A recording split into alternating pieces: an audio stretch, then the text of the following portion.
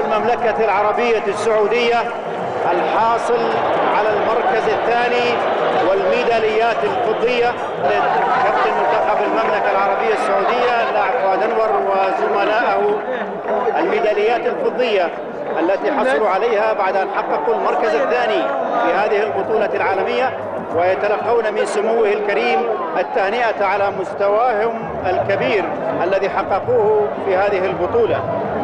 كما حصل منتخب المملكة العربية السعودية الحائز على المركز الثاني على 50,000 دولار، وهي المكافأة المقدمة لصاحب المركز الثاني. بالتهنئة لمنتخب الأرجنتين سمو الأمير فيصل بن فهد بن عبد العزيز الرئيس العام لرعاية الشباب يهنئ الأرجنتين ويسلم رئيس وفدها كأس الملك فهد لبطولة القارات. تهانينا لمنتخب الأرجنتين.